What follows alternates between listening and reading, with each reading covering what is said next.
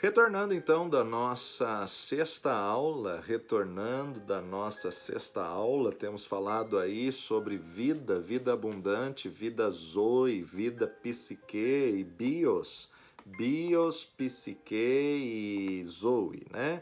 Esses três termos no original que vão falar acerca da importância da palavra vida. A vida psique é a vida da carne, a vida da alma, é a vida, na verdade, que nós observamos, é a vida que o homem quer levar, né? Satisfazendo os desejos e os prazeres da carne.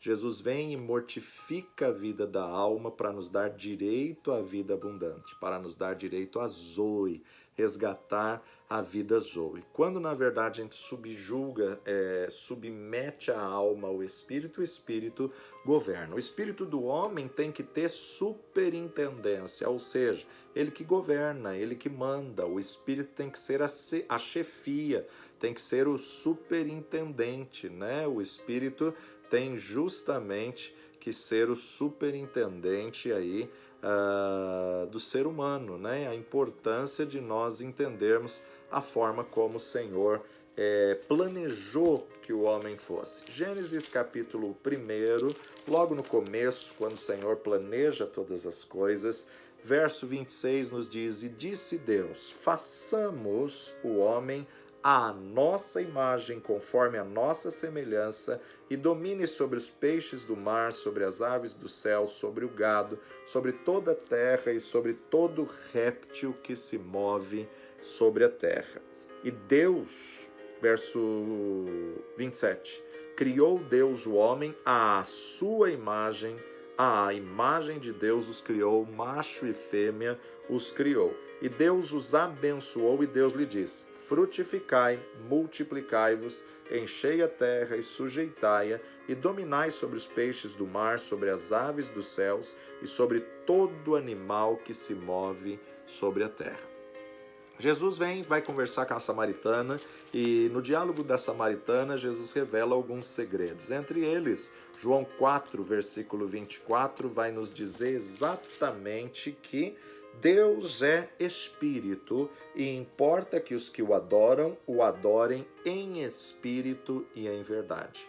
Deus é espírito, se ele é espírito, ele só pode se comunicar com o homem em espírito. Por isso que ele cria o homem, um espírito que possui uma alma e mora no corpo. E é no espírito que o Espírito Santo vem habitar e Deus se comunica com o homem. Então, somente no espírito é que há autoridade para dominar. Somente quando eu deixo o Espírito ter a preeminência, a primazia, e ele só pode ter a primazia se Jesus for Senhor do meu coração e eu der vazão ao Espírito Santo, que é educado, né? Que é educado, então, na verdade, ele não vai passar por cima do seu livre-arbítrio. O homem debaixo da autoridade de Deus, ele dominava a terra, né? Na alma, o homem perdeu esse domínio no livre escolha, no livre-arbítrio, né? E em Jesus, somente em Jesus, é que pode se resgatar, porque Jesus religa o homem a Deus, e aí o espírito que estava morto revive. Então, somente em espírito é que vai haver autoridade para se dominar, né? Por isso que conhecereis a verdade vos libertará. O seu espírito tem que dominar sobre a alma e sobre o corpo, sobre a carne, a natureza carnal. Deus deu autoridade sobre o quê? Deus deu autoridade sobre os espíritos caídos, sobre tudo que era dualístico, né? O bem e o mal, o certo e o errado, a luz e as trevas. Então, na verdade, sobre tudo que é dualístico. A alma deve ser treinada, deve ser domada, porque não tem como matar a alma, porque a pessoa morre, né? A alma é a essência do ser, o corpo sem alma ele morre. Então, na verdade, a alma tem que ser treinada, tem que ser domada. E ela só pode ser domada através do discipulado da palavra de Deus. Quando ela é discipulada pela palavra de Deus, é que na verdade ela vai se subjugar ao domínio do Espírito, ao domínio da vontade de Deus e do plano inicial de Deus, um Espírito que possui uma alma e mora no corpo. Lucas capítulo 21, 19, Jesus diz: na vossa paciência possuir a vossa alma, na vossa paciência. Paciência no original grego é upomone. Upomone, que significa consistência, firmeza, constância, perseverança. Na vossa insistência, na vossa firmeza, na vossa constância, na vossa perseverança é que você vai conseguir domar a alma, né? Quantas pessoas que até começa muitas vezes um jejum para mortificar a carne, mas cai em pecado da larga, abandona o jejum, começa uma posição aí muitas vezes para vencer o pecado e logo dá de mão e volta ao pecado, volta aí aos prazeres da carne e da alma, né? Como uma criança, né? A alma ela tem que ser desenvolvida com paciência, treinada, educada, disciplinada, domada. Isso quer dizer na vossa perseverança, capacidade de insistir, insistência contínua. Possuís a vossa alma ou domineis a vossa alma. Quando você nasce de novo, você perde o direito de estar no trono, você perde o direito de ser o seu próprio Deus, né? Você perde o direito aí de o ego se sobressair, né? Enquanto você está na carne, você faz o que dá na cabeça, você faz o que você tem vontade, você faz o que a alma pede, né? Mas nasceu de novo, você vai ter que mortificar a carne. Nasceu de novo, você vai ter que tomar sobre si a sua cruz, negar-se a si mesmo e segui-lo, né? Veja só, Tiago, irmão de Jesus, capítulo 1, Tiago 1, verso 20 e 21, porque a ira do homem não opera a justiça de Deus, pelo que, rejeitando toda imundícia e o acúmulo de malícia. Você tem que rejeitar a imundícia e o acúmulo de malícia. Fora do Evangelho, fora de Cristo, você acumula malícia, acumula imundícia. Rejeitando toda a imundícia e o acúmulo de malícia, recebei com mansidão a palavra em vós enxertada, a qual pode salvar a vossa alma. Recebei com mansidão a palavra em vós enxertada que pode trazer salvação para a sua alma. Então a importância de nós entendermos que através da minha mansidão, o que é mansidão? É um coração ensinável, é um coração que está disposto a mudar, né? Um coração que está disposto a ser transformado. É que eu vou possuir a minha alma ou vou salvar a minha alma. Então, um coração ensinável é que eu vou escolher ouvir, dar ouvidos à palavra de Deus, mas não só ouvir, praticar, né? Sede praticantes, não somente ouvintes.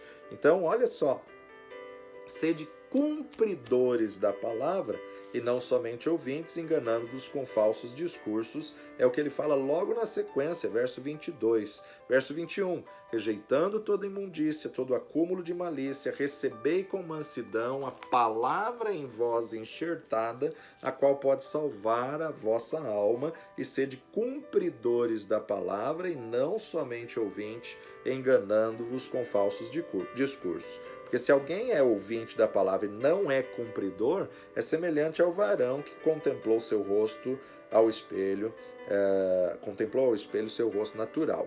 Então, na verdade, nós temos que aprender a treinar a nossa alma, subjugá-la à direção, à preeminência do Espírito. Porque quando deixamos o Espírito governar, resgatamos a autoridade divina. Quando deixamos o Espírito nos guiar, resgatamos a autoridade. E Deus quer levantar uma igreja onde ela restaure a autoridade. A autoridade está retornando à terra.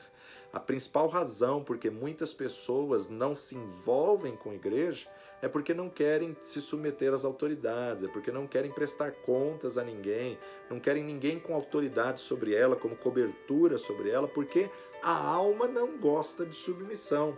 A alma não aceita ser mortificada, ela luta, ela rebate, ela resiste. 1 Pedro 2,25, porque éreis como ovelhas desgarradas, mas agora tendes voltado ao pastor e bispo das vossas almas. Ao pastor e bispo das vossas almas. Então, o trabalho duplo do pastor, né? Pastorear, cuidar das ovelhas, cuidar do rebanho, ser bispo. O que é bispo? Bispo é um superintendente. pastor e bispo da vossa alma, um superintendente da alma, né? Então, ele tem autoridade sobre a alma. O espírito, ele tem que ter autoridade. O espírito, ele tem que ser pastor e bispo das nossas almas. Bispo aponta para supervisor. Então, quando eu deixo o espírito na superintendência, ele vai supervisionar a alma. Onde você pensa que vai? Olha, não é por sentimento. Olha, amarra a alma, não faz isso. A superintendência, ela vai passar ao espírito. E o espírito vai supervisionar o que a alma faz, né? Porque a alma tem que estar submissa, na posição correta. Quando a Sara entendeu a posição correta, então ela botou Agar para correr e botou Ismael para correr. Por quê? Porque era a sugestão da alma, domínio da alma, né?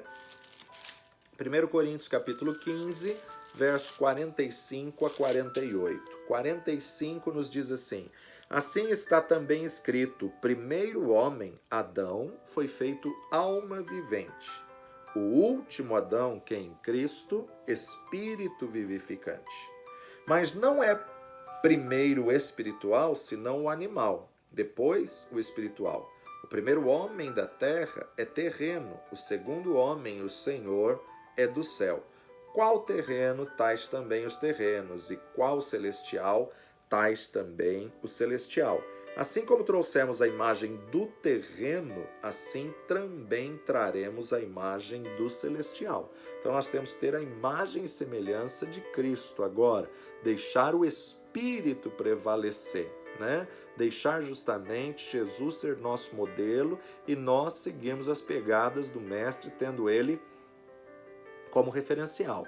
Paulo nos dá aqui um grande ensinamento de prioridades, ou seja, sem Cristo Jesus era primeiro o natural, o terreno, mas agora já temos o espiritual. Então vamos expressar a imagem daquele que é espiritual, que é em Cristo, daquele que é dos céus.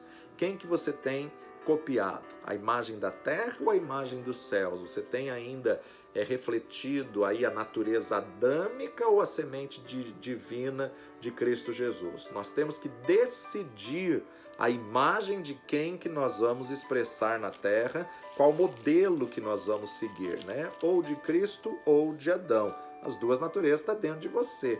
A natureza adâmica é mais antiga, né? Porque você foi gerado pela semente adâmica, mas quando você aceitou Jesus, você foi de novo gerado pela semente incorruptível da palavra de Deus. Então agora você precisa justamente entrar nessa posição de quebrantamento, de subjugar a alma, colocar a alma abaixo da direção do Espírito. Lucas capítulo 9,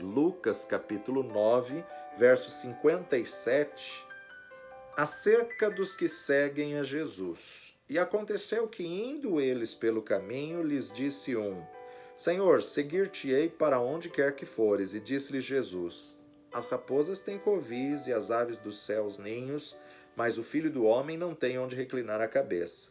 E disse ao outro: segue-me. Mas ele respondeu: Senhor, deixa que primeiro eu vá enterrar meu pai. Mas Jesus lhes observou: deixa os mortos a enterrar os seus mortos. Porém tu, vai e anuncia o reino de Deus. Disse também outro: Senhor, eu te seguirei, mas deixa-me despedir primeiro dos que estão na minha casa. Jesus lhe disse: ninguém que lança mão no arado e olha para trás é apto para o reino de Deus. Interessante notar que muitas pessoas deram desculpas e dão desculpas até os dias de hoje para não seguirem a Jesus, né? Nós vamos ter que saber sempre definir prioridades. Veja que os dois que dão desculpas, eles dizem: deixe-me primeiro, né? Senhor, te seguirei, mas deixa-me primeiro despedir, deixa primeiro enterrar meu pai. Esse que diz: deixa primeiro enterrar meu pai, o pai ainda estava bem vivo, com vigor, né? E aí então ele dá desculpas. Todo aquele que quer viver pela alma, ele vai sempre dar desculpas para não seguir, para não submeter, para não se alinhar, para não se filiar à igreja ou não entrar ao corpo e não submeter ao Espírito. Mas Mateus 6,33, Jesus diz: buscai primeiro o reino de Deus e a sua justiça, e todas essas coisas vos serão acrescentadas. Essa tem que ser a prioridade de Deus nas nossas vidas. Buscar o reino, buscar o Senhor, estar com o Senhor. A prioridade na vida cristã tem que ser o reino de Deus. Só que ele só vai ser prioridade quando, na verdade, você deixar o Espírito governar, deixar o Espírito dominar a sua vida. O Espírito, na verdade, está pronto. Cuidai para salvar a vossa alma. Cuidai para salvar a vossa alma. A alma, ela é tão valiosa que, olha só, que Salomão registra em Provérbios capítulo 11, Provérbios de Salomão, capítulo 11, versículo 30. Provérbios 11, 30, Salomão vai dizer assim: o fruto do justo é a árvore da vida, e o que ganha almas é sábio. O que ganha almas é sábio. Então você não precisa ser sábio para ganhar pessoas, mas quando você ganha a alma, né, e o Espírito Santo convence a pessoa do pecado, do juízo e da justiça, Salomão está dizendo que você desponta como sábio, sabedoria, né? Parece que o versículo está errado, desconexo, mas não está. É ganhando almas que você se torna sábio. Você não precisa ter sabedoria para ganhar alma, mas ganhando as pessoas você vai adquirir sabedoria. Não é apenas levando elas a Cristo, mas levando-as a uma vida alinhada à palavra de Deus, subjugando a alma debaixo do Espírito. Portanto, nós temos que ter a mente de Cristo e a sabedoria de Deus para salvar a alma. Mente de Cristo e a sabedoria de Deus para salvar a alma. Como que Deus trata conosco? Quando Jesus veio a esse mundo, ele veio para nos dar salvação. E salvação no original significa sozo. O que é sozo? Sozo é salvação abundante, né? Ou seja, salvação completa no espírito, na alma e no corpo. Sozo significa ser restaurado por completo. Cura, libertação, prosperidade em todas as áreas da sua vida. Salvação sozo do espírito é instantânea. Quando você confessou Jesus como Senhor e Salvador, o espírito que estava morto, instantaneamente ele já religa. Agora o processo é salvar a sua alma. Agora o processo, a alma não é instantânea. Para salvar a alma é progressiva, né? É um processo, é um tratamento, né?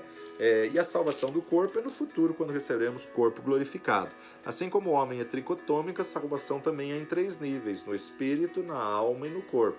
Aceitou Jesus, o espírito está pronto. Agora cuidai para salvar a vossa alma, que é um processo. E o corpo só quando Jesus vier nas nuvens em glória e recebermos o corpo glorificado. 1 Tessalonicenses 5:23. 1 Tessalonicenses 5:23 nos diz: e o mesmo Deus de paz vos santifique em tudo, e todo o vosso espírito e alma e corpo sejam plenamente conservados irrepreensíveis para a vinda de nosso Senhor Jesus Cristo. E todo vosso espírito, alma e corpo sejam plenamente conservados irrepreensíveis para a vinda de nosso Senhor. Então veja que Paulo está falando da totalidade, por completo, o vosso espírito, todo o vosso espírito, toda a vossa alma, todo o vosso corpo, sejam plenamente conservados, irrepreensíveis. O que são irrepreensíveis? São aqueles que não dão motivo para ser repreendido por nada ou ninguém. Por quê? Porque vivem uma vida de santidade, então não tem motivo de ser chamado a atenção. Repreensível, repreender é quando na verdade alguém precisa ser chamado a atenção. Mas se você for irrepreensível, significa que você não dá motivos para ser chamado a atenção. Então, que vive uma vida santa, uma vida reta, uma vida íntegra, uma integridade em Cristo, né? Santificar significa o quê? Separar para. Morte é separado de. mas santificar-se é separado para Deus. Então, santificar-se significa separar, colocar à parte, pôr de lado para ser usado depois. É manter o espírito separado para Deus, manter a alma separada para Deus, o corpo irrepreensível separado para a vinda de nosso Senhor Jesus Cristo. Note que Paulo ainda diz: todo o vosso espírito, toda vossa alma, todo o vosso corpo sejam plenamente conservados irrepreensíveis. Sejam conservados, ou seja, ter uma vida de santidade hoje não garante ela amanhã. Você tem que lutar amanhã, matar outro leão outro dia e assim por diante, né? Você não conserva coisa estragada na geladeira. Então você tem que conservar coisas boas, né? Nem que for aí só uma parte. Mas quando você fala em merismos, é cortar, dividir, tirar o que não presta, botar para fora as obras da carne, botar para fora os desejos da carne, botar para fora Agar e Ismael, né? O que é que está estragando a tua vida? O que é que está estragado na tua alma? Tem que cortar, tem que merismar, tem que dividir, separar e guardar, conservar irrepreensível, conservar em bom estado aquilo que está bom. Você guarda aquilo que você vai consumir depois. E isto é o que Paulo está dizendo, qual tem que ser o procedimento da igreja do Senhor Jesus Cristo. Por isso que nós precisamos conservar a nossa alma, conservar a nossa salvação, ou seja, é aquele que for fiel até o fim que receberá a coroa da vida. Aquele que recebe Jesus como Senhor e nunca mais vem para a igreja, nunca mais abandona, na verdade Jesus nunca foi Senhor. Na verdade ele se convenceu do pecado, mas não se converteu. O próprio Jesus diz: por que me chamais Senhor, Senhor, e não fazeis o que eu vos mando? Por que me chamais Senhor, Senhor, e não me obedecem, não fazeis o que eu vos digo, né? Então a importância de nós entendermos que temos sim que mortificar os desejos da carne, mortificar os desejos da alma, entendendo aí justamente a necessidade de nós estarmos cada dia vivendo essa verdade da palavra de Deus e conservando a nossa salvação, nos apresentando irrepreensíveis, seja no espírito, na alma e no corpo. A alma, ela é salva pela palavra implantada. A alma, ela é salva pela palavra enxertada dentro de nós. É na alma que o homem expressa a vontade livre e exerce o domínio próprio. Por essa razão que a Bíblia diz sempre que é a alma que peca. Alguns exemplos disso são as expressões pecado da minha alma. Por exemplo, Miqueias vai nos dizer, vamos lá para Miqueias.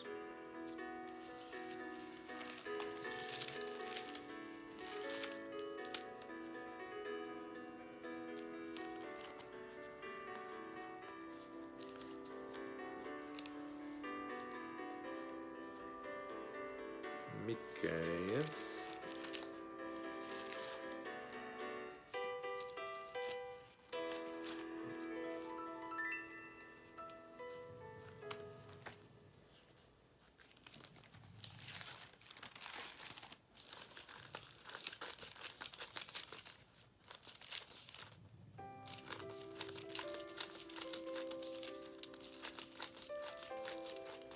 Logo depois de Jonas, Miqueias. Miqueias capítulo 6, verso 7. 6:7 nos diz assim: agradar-se-á o Senhor de milhares de carneiros? De 10.000 ribeiros de azeite? Darei o meu primogênito pela minha transgressão, o fruto do meu ventre, pelo pecado da minha alma? Então veja que o profeta coloca aqui, pelo pecado da minha alma. Então nós temos que tomar muito cuidado, porque o que peca é a alma, né? E a alma que pecar certamente morrerá. Ezequiel capítulo 18, verso 4. Ezequiel 18:4. Eis que todas as almas são minhas, como a alma do Pai, também a alma do Filho é minha. A alma que pecar, essa morrerá.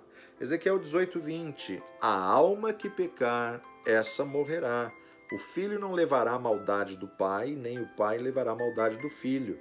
A justiça do justo ficará sobre ele, a impiedade do ímpio cairá sobre ele.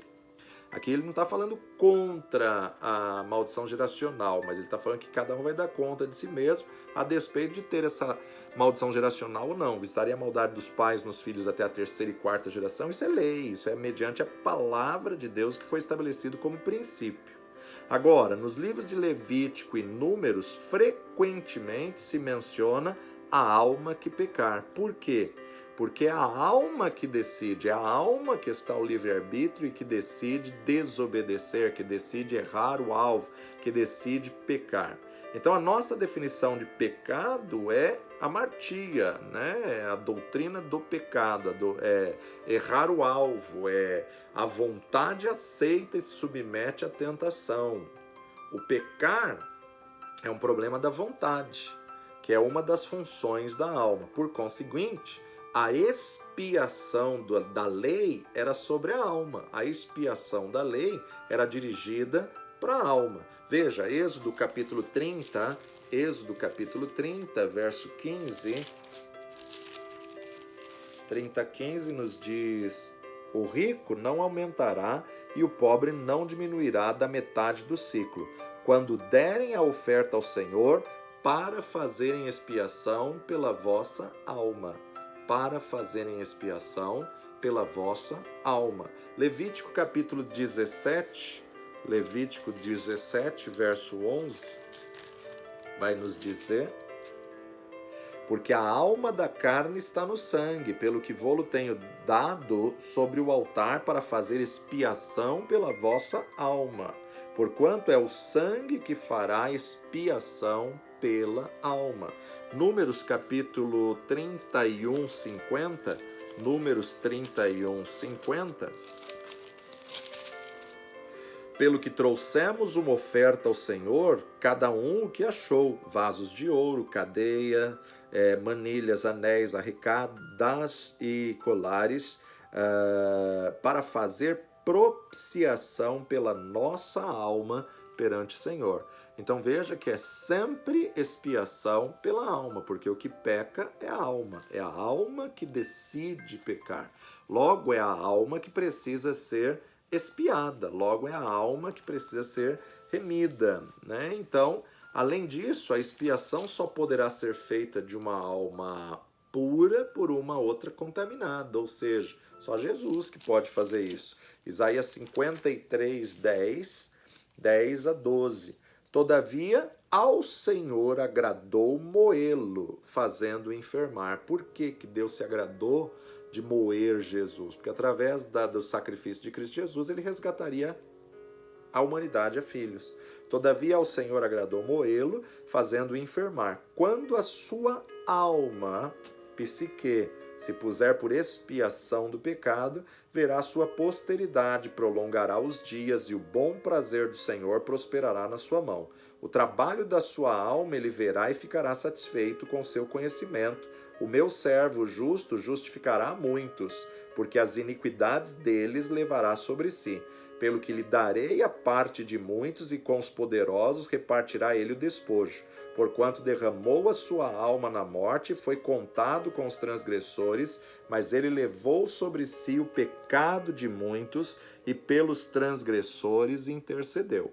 Quando ele der a sua alma, aí João 10 fala que ele deu a sua alma, entregou a sua psique para nos dar direito a Zoe. Ele entregou a sua alma para que nós tivéssemos vida abundante. Então, como que o corpo é formado? Do pó da terra, frágil, fraco, né? E a tendência natural é: o homem morreu porque é pó, ao pó voltará, né? O homem adâmico, o corpo é pó.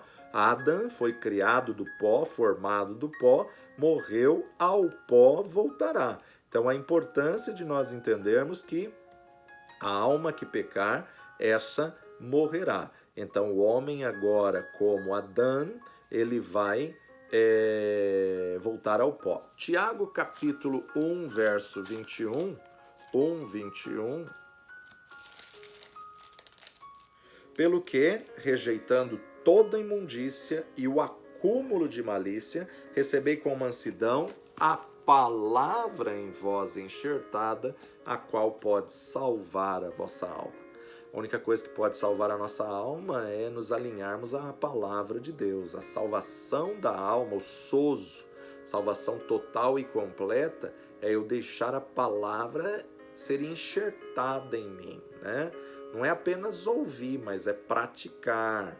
Não é apenas a palavra, mas é a palavra implantada, a palavra enxertada.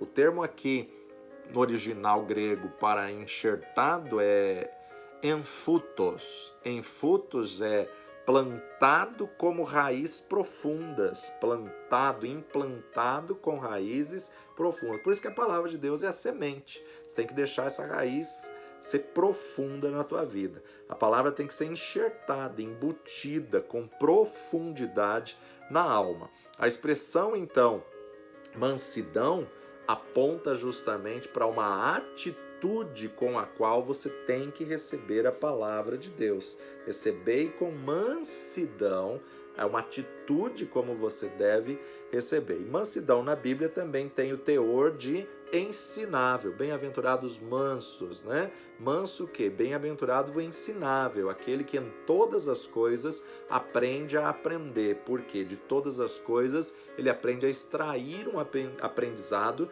nem que for para aprender o que não deve fazer. Então, recebei com mansidão a palavra em vós, criando raiz, enxertada, implantada em frutos, para poder dar fruto. Uma árvore só dá fruto se ela tiver raízes bem firmes e bem estabelecidas. Hebreus capítulo 10, verso 38 e 39, mas o justo viverá da fé.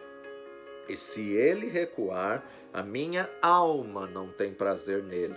Nós, porém, não somos daqueles que se retiram para a perdição, mas daqueles que creem para a conservação da alma. Para aqueles que creem para a conservação da alma. Então o escritor não falou crer na salvação, mas o escritor falou crer para a conservação da alma. Então a importância de nós entendermos crer para conservação da alma. O maior problema vem daqui, né? Novamente, a palavra conservação. Conserva, né? Então você tem que conservar a vida de santidade, conservar a vida de comprometimento. Onde você permitiu a palavra trabalhar em você, você vai conservar um produto puro, você vai conservar a palavra de Deus. A pessoa pode ser um crente carnal e ir para o céu? Pode, né? Ela é crente, mas é carnal, passou pelo novo nascimento, mas deixa a alma dominando. O espírito está pronto, o espírito, na verdade, não tem aí o que a gente falar, ela tomou essa decisão, então, a nível de espírito, ela está salva. Agora, ela nunca vai experimentar o Éden de Deus na terra, o paraíso de Deus na terra, a libertação de Deus na terra. Agora, a palavra que trata com a alma pode salvar a alma. Cuidai para salvar a vossa alma. Efésios capítulo 2, verso 10. Efésios 2, 10. Porque somos feitura sua, criados em Cristo Jesus, para as boas obras, as quais Deus preparou para que andássemos nelas. Então, na verdade, o Senhor não quer apenas que você conheça as boas obras, mas o Senhor quer que você ande em boas obras. Por quê? Porque somos feituras dele, somos feitura sua, criados em Cristo Jesus, fomos criados para as boas obras. Filipenses capítulo 2, verso 13. 2:13 nos diz: porque Deus é o que opera em vós, tanto querer como efetuar, segundo a sua boa vontade. Segundo a sua boa vontade. É Deus que opera, é Deus que faz mediante a vontade dele. Por isso nós temos que ser parecidos com ele, Por isso que nós temos que cuidar da nossa alma, mortificar a nossa vontade, a nossa carne, para que prevaleça a vontade dele. 3 João, verso 2 diz: Amado, desejo que te vá bem em todas as coisas e tenhas saúde, assim como bem vai a tua alma. O grau do qual está preparado na sua alma será o grau ao qual você estará com saúde e prosperidade. O grau do qual está preparado, desejo que te vá bem, o quanto da palavra que está agindo na sua vida é o quanto de saúde e prosperidade que vai agir na tua história, que vai agir na tua vida.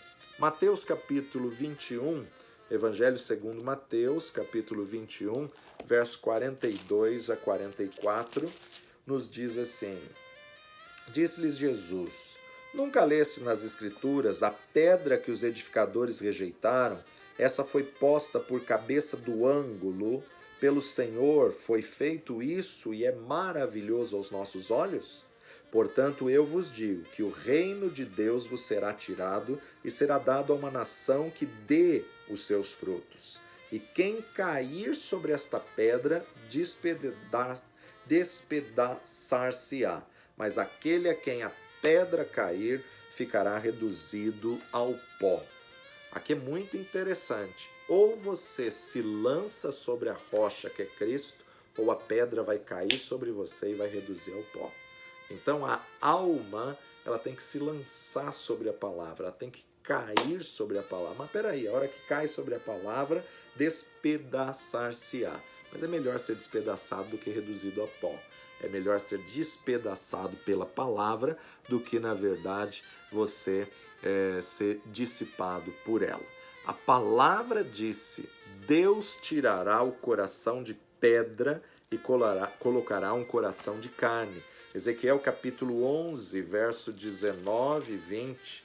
Ezequiel 11, versos 19 e 20, o profeta diz assim: E lhe darei um mesmo coração e um espírito novo porei dentro deles, e tirarei da sua carne o coração de pedra e lhes darei um coração de carne, para que andem nos meus estatutos e guardem os meus juízos e os executem, e eles serão meu povo e eu serei o seu Deus. Então veja, lhe darei um mesmo coração, um espírito novo porei dentro deles, tirarei o coração de pedra, o coração endurecido, pela lei, coração endurecido, aí pelas tradições, lhe darei um coração de carne, para que andem nos meus estatutos e guardem os meus juízos. Capítulo 36 de Ezequiel, 36, verso 25 a 27. 36, 25. Então espalharei água pura sobre vós e ficarei purificados, e de todas as vossas imundícias e de todos os vossos ídolos vos purificarei, e vos darei um coração novo, e porei dentro de vós um espírito novo. Tirarei o coração de pedra da vossa carne, e vos darei um coração de carne, um coração de carne. Porei dentro de vós o meu espírito, e farei que andeis nos meus estatutos, e guardareis os meus juízos, e os observarei. Que coisa tremenda vermos que é só Deus para fazer, O homem por si mesmo jamais ele vai chegar a um nível de justiça diante de Deus. Se não for o sacrifício de Cristo, não somos justos. A justiça humana, ela é trapo de imundícia diante de Deus. Mas havia uma promessa na lei que o Senhor colocaria um coração de carne, tiraria o coração de pedra. Então, eu tenho que me lançar sobre a rocha que é Cristo, lançar sobre a rocha que é a palavra, mesmo que eu fique despedaçado, mas é melhor do que reduzido ao pó, quando a pedra cai e reduz ao pó. Deus mesmo é o que tira o coração de pedra e dá um coração de carne. Deus mesmo é o que tira o coração duro e dá um coração de carne, Quando eu decido, quando eu entrego meu coração às mãos do Senhor. Jesus é a rocha, Jesus é a pedra angular que os edificadores rejeitaram. Então, quando o seu coração de pedra cai sobre a rocha que é Cristo, você vai ser despedaçado, vai ser quebrado, mas ele ajunta, ele restaura. Aqui começa um processo de quebrantamento, né?